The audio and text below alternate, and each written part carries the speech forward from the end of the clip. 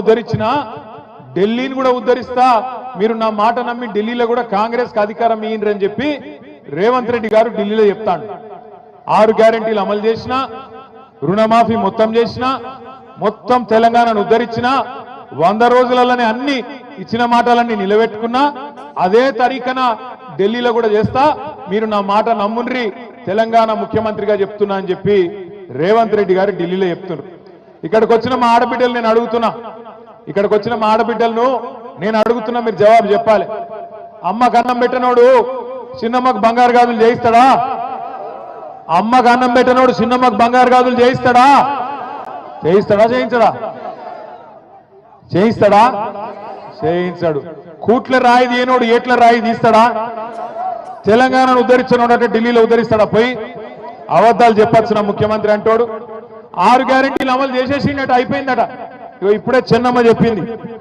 చెన్నమ్మకు బాగా కోపం వచ్చింది. ఏమన్నది చెన్నమ్మ? వీడు లంగున్నాడు, రుణమాఫీ చేసినా అని చెప్తుండు, యాడ చేసిండు, నాకు 55,000 లోన్ ఉన్నది, రుణమాఫీ కాలేదు, యాడ చేసిండని లొల్లి పెడుతుంది.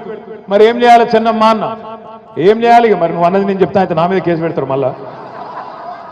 ఇక ఒక మాట అన్నది కనుక నేను అన్నా చెన్నమ్మను, బాగా వైలెంట్ ఉన్నావు, ఏం సంగతి, నువ్వు ఏ ఊరని అడిగితే నాకు పక్కకెళ్ళి అవినాష్ చెప్తుండు, జర ఆ ఊళ్ళో కొద్దిగా గరం గరం ఉంటారన్న మనుషులు అందరని చెప్తుండు మా తమ్ముడు అవినాష్ రెడ్డి. ఏ ఊరు రాది? గుమ్మడిగూడమా? కొద్దిగా జాగ్రత్తగా ఉండాలి కుమ్మరిగూడెం వాళ్ళతో, బాగా వైలెంట్ ఉన్నారు. నేనేమంటున్నా అంటే 6 గ్యారెంటీలు అన్నాడు, 6 గ్యారెంటీ అమలైంది. ఏదా 6 గ్యారెంటీ? Free bus. ఆ ఫ్రీ బస్సు ఒకటి మాత్రం అమలైంది. ఇక బస్సు ఆపుతుర్రా లేదా నాకు తెలియదు. ఇక మరి కొంతమంది ఏమో మా రత్నమ్మనే వచ్చి లొల్లి పెడతాను, మా ఊరికి బస్సే దిక్కులేదు, ఫ్రీ బస్ ఎక్కడదని ఆమె లొల్లి పెడతాను. పెడుతున్నావా లేదా? కాదు. ఇక రత్నమ్మని మాట్లాడిస్తే ఇప్పుడు నన్ను మాట్లాడించట్లేదు.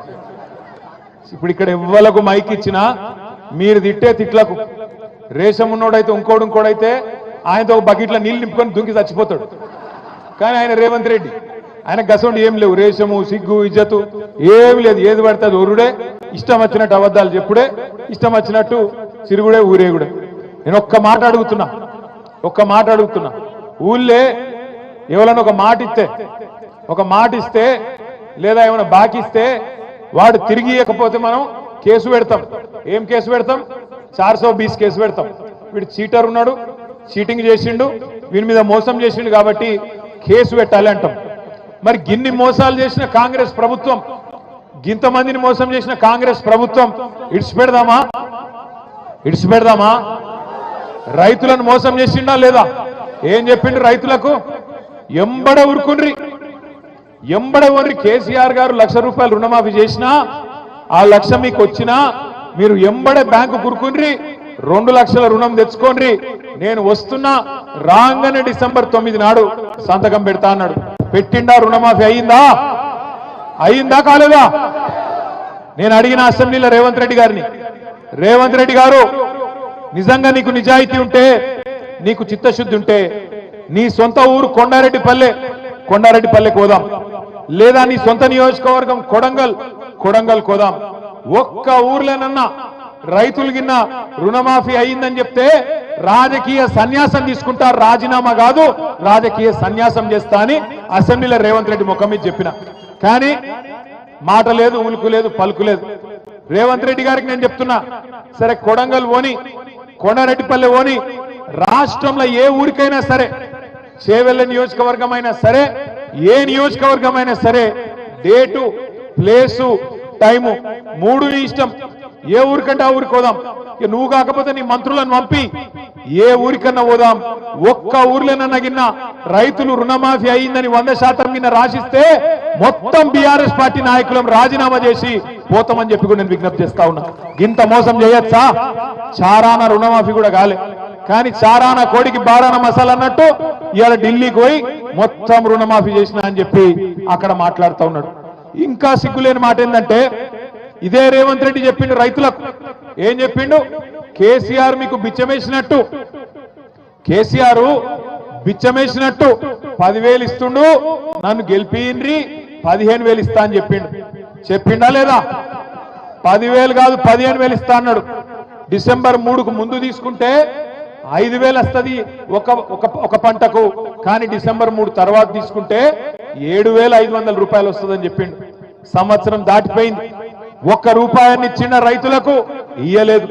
ఏం చేసిండు? ఎలక్షన్లప్పుడు కేసీఆర్ గారు రైతు బంధు కోసం 7,600 కోట్ల రూపాయలు రైతు బంధు వేయబోతే ఎయ్యనియకుండా ఉత్తరం రాసిండు ఎలక్షన్ కమిషన్. రాసి ఎలక్షన్ కమిషన్ కి చెప్పిండు, రైతు బంధు గీ టైంలో వేస్తే మళ్ళా రేపు రైతులు ఓట్లు కేసీఆర్ కి వేస్తారు, అందుకే వేయొద్దు అని ఉత్తరం రాస్తే పైనున్న మోడీ గారి ప్రభుత్వం ఆపింది. ఆపినాక మళ్ళా ఎలక్షన్లు అయిపోయినాయి. ఎలక్షన్లు అయిపోయినాక సతాయించుడు మొదలు పెట్టిండు. 1 రూపాయి కూడా వేయలే. కేసీఆర్ ఉన్నప్పుడేమో రైతులకు నాట్లప్పుడు పడుతుండే పైసలు, కానీ రేవంత్ రెడ్డి వచ్చినాక ఓట్లప్పుడు మాత్రమే పడతాయి. ఏం చేసిండు? 7,600 కోట్లు దాచి పెడితే రైతులకు వేయాలని చెప్పి యాసంగి పంటై రేవంత్ రెడ్డి ప్రభుత్వం వచ్చినాక నాట్లప్పుడు కాకుండా పార్లమెంట్ ఎన్నికల్లో ఓట్లప్పుడు వేసిండు. ఆ ఒక్కసారికి కేసీఆర్ గారు ఇచ్చిన పైసలు వేసిండు, తప్పించుకున్నాడు. మళ్ళా తర్వాత వానకాలం పంట, వానకాలంకు రైతు బంధు వేసిండా లేదా? పడ్డాయా పడలేదా? ఒక షాబాద్లో పడ్డాయా? అయింది స్పెషల్ గా పడ్డాయా? పడలే. రాష్ట్రంలో 1 రూపాయి కాదు కదా, 1 బుడ్డ పైసా కూడా రైతులకు వానకాలం ఇయ్యలే. అందుకే ఇవాళ ధర్నా పెట్టింది, ఉత్తగానే కాదు పెట్టింది. ఏమెందుకు పెట్టినాం ధర్నా? మనం ఎందుకు పెట్టినామంటే షాబాద్లో ఇది ప్రారంభం మాత్రమే, రాష్ట్రం అంతా పెడతాం. ఏమని పెడుతున్నాం ఇవాళ మనం? రేవంత్ రెడ్డి కాంగ్రెస్ ప్రభుత్వం, నువ్వు రైతులకు మాట ఇచ్చినావు, రైతులకు ఏం చెప్పినావు? 10,000 కాదు 15,000 ఇస్తా అని చెప్పినావు. బరాబర్ 26 జనవరి నుంచి ఏదైతే నువ్వు చెప్పినావో రైతు భరోసా 12,000 కాదు, ఖచ్చితంగా 15,000 ఇవ్వాలనేటోళ్ళు గట్టిగా సప్పట్లు కొట్టి రేవంత్ రెడ్డికి చెప్పాలని చెప్పి నేను కోరుతా ఉన్నా. ఇచ్చిన మాట నిలబెట్టుకోన్నా వద్దా? ఇచ్చిన మాట నిలబెట్టుకోన్నా వద్దా? 15,000 కావన్నా వద్దా? 15,000 కావాలంటోళ్ళు ఖచ్చితంగా గట్టిగా సప్పట్లు రేవంత్ రెడ్డికి నిలబెట్టట్టు కొట్టాలి రైతులకు. అట్లాగే వానకాలం ఎగ్గొట్టిండు రైతు బంధు, ఇడిచిపెట్టద్దు. ఆ పైసలు కూడా వసూలు చేయాలి. ఆ పంట కూడా బాకున్నావు, ఆ 15,000 కూడా ఎకరానికి తప్పకుండా వేయాలి. అంతకంటే మునుపు నువ్వే చెప్పినావు, డిసెంబర్ 3కు ముందైతే 5,000, డిసెంబర్ 3 తర్వాత అయితే 7,500 అని నువ్వే నరికినావు. మరి ఆ లెక్క తీస్తే ఈ రోజు ఒక్కొక్క ఎకరానికి సంవత్సరంలో రేవంత్ రెడ్డి ఎంత బాకున్నాడు ఎరికైనా? ఒక్కొక్క రైతుకు ఒక ఎకరానికి 17,500 రూపాయలు చొప్పున బాకీ ఉన్నాడు. నీకు 2 ఎకరాలుంటే 35,000 బాకీ పడ్డాడు, నీకు 4 ఎకరాలుంటే 70,000 బాకీ పడ్డాడు రేవంత్ రెడ్డి. అందుకే ఇంటింటికి వచ్చే కాంగ్రెస్ నాయకులు రేపు సర్పంచ్ ఎలక్షన్లల్లా, జెడ్పీటీసీ ఎలక్షన్లల్లా, ఎంపీటీసీ ఎలక్షన్లల్లా మళ్ళా కాంగ్రెస్ వాళ్ళు వస్తారు. వచ్చి మళ్ళా పాంప్లెట్లు పట్టుకొని అమ్మా చేయి గుర్తుకోటేరి, అమ్మా చేయి గుర్తుకోటేరి అని వస్తారు. ఏం అడగాల మీరు? కొడుక ఓటు మాయేస్తా, ఎకరానికి 17,500 రూపాయల చొప్పున బాకున్నాడు నీ రేవంత్ రెడ్డి, వాడిని ముందు కట్టుమాను, కడితే తప్పకుండా ఓటేస్తా అని చెప్పి తప్పకుండా చెప్పండి. ఎంత బాకున్నాడు ఎకరానికి? 17,500 రూపాయలు బాకున్నాడు. 2 ఎకరాలుంటే 35,000 బాకీ, 4 ఎకరాలుంటే 70,000 రూపాయలు బాకీ ఉన్నాడు రేవంత్ రెడ్డి. రాగానే బాకీ ఉన్నాడు ఎట్లా అడుగుతాం మనం? అవసరమైతే గల్ల పట్టుకొని అడగాలి.